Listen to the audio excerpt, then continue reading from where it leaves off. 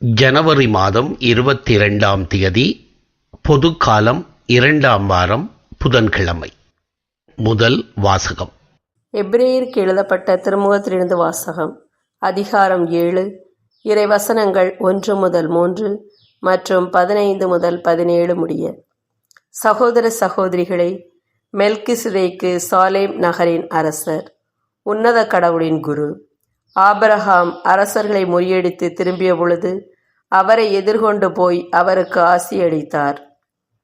Abraham தம்மிடமிருந்த எல்லாவற்றிலிருந்தும் 10 1 பங்கை இவருக்கு கொடுத்தார். நீதியின் அரசர் என்பது இவர் பெயரின் முதற் பொருள். மேலும் இவர் சாலேமின் அரசர்.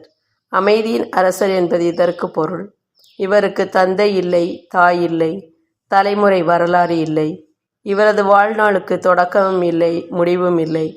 இவர் கடவுளின் மகனுக்கு ஒப்பானவர், குருவாக என்றும் நிலைத்திருப்பவர். மெல்கிசேதேக்குக்கு ஒப்பான வேறொரு குரு தோன்றியிருப்பதால் நாம் மேற்கூறியது இன்னும் அதிக தெளிவாகிறது. இவர் திருச்சட்டத்தின் கட்டளைப்படி மனித இயல்புக்கு ஏற்ப அல்ல, அழியாத வாழ்வின் வல்லமையால் குருவாக தோன்றினார். இவரை பற்றி மெல்கிசேதேக்கின் முறைப்படி நீர் என்றென்றும் குருவே என்னும் சான்று உரைக்கப்பட்டுள்ளது. ஆண்டவரின் அருள்வாக்கு.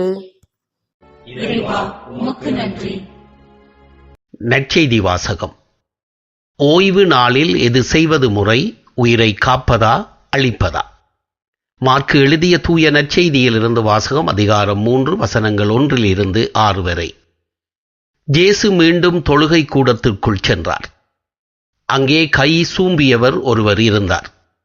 சிலர் இயேசு மீது குற்றம் சுமத்தும் நோக்குடன் ஓய்வு நாளில் அவர் அவரை குணப்படுத்துவாரா என்று கூர்ந்து கவனித்துக் கொண்டே இருந்தார்கள். இயேசு கை சூம்பியவரை நோக்கி, எழுந்து நடுவே நில்லும் என்றார். பின்பு அவர்களிடம், ஓய்வு நாளில் நன்மை செய்வதா தீமை செய்வதா, உயிரை காப்பதா அழிப்பதா, எது முறை என்று அவர் கேட்டார்.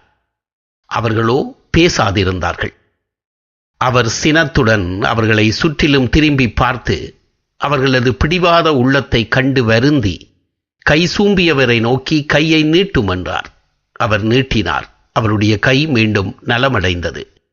உடனே பரிசேயர் வெளியேறி ஏரோதியரோடு சேர்ந்து இயேசுவை எப்படி ஒழிக்கலாம் என அவருக்கு எதிராக சூழ்ச்சி செய்தனர்.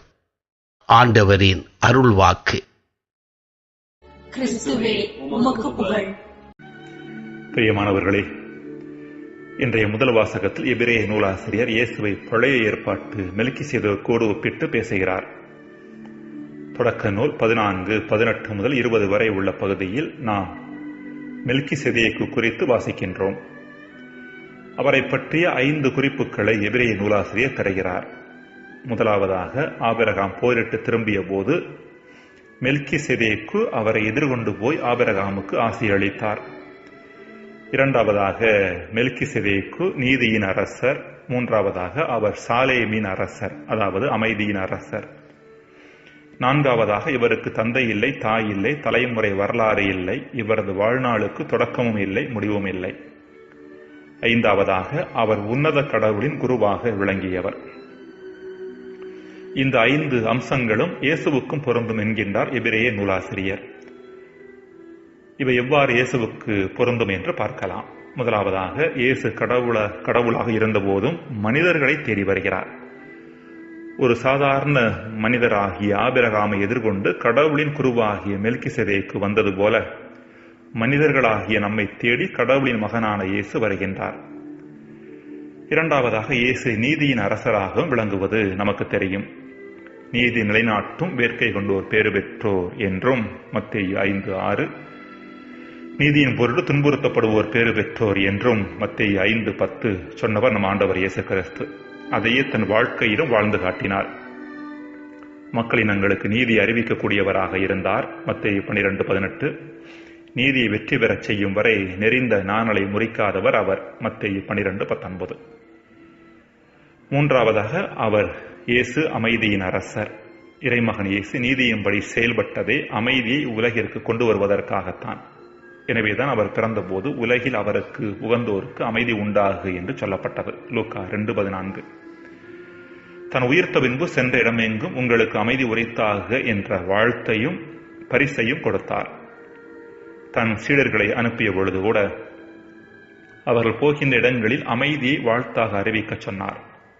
எல்லாவற்றிற்கும் மேலாக அவரது அமைதி நீதியின் அடிப்படையில் அமைந்த அமைதியாக இருந்த காரணத்தினால், என் அமைதியை உங்களுக்கு அளிக்கிறேன், நான் உங்களுக்கு தரும் அமைதி உலகம் தரும் அமைதி போன்றது அல்ல என்று சொன்னார். யோவான் 14:27.